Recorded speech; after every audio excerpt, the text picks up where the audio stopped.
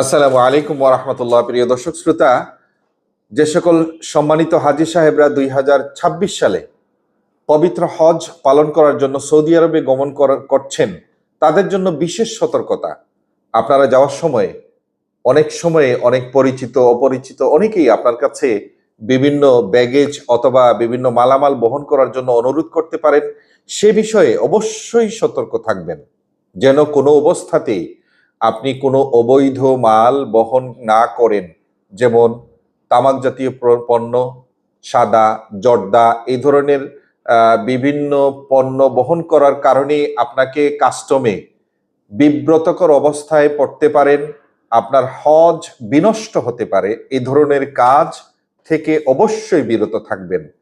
বিশেষ করে আসার সময় অনেকেই আমরা দেখেছি সোনা চোরাচালানের সাথে সম্পৃক্ত এ ধরনের মানুষ আপনাদের কাছে আপনাদের সরলতার সুযোগ নিয়ে আপনাদেরকে বাহক হিসাবে ব্যবহার করতে পারে। অতএব আপনারা সাবধান থাকবেন। মানুষের পরিচিত অপরিচিত যে কেউই হোক, আপনাকে যদি কোনো মালামাল বহন করার জন্য অনুরোধ করে থাকেন, আপনি নিশ্চিত হয়ে তারপরেই এই মালামাল বহন করবেন। সবাই ভালো থাকুন, সুস্থ থাকুন, নিরাপদে থাকুন।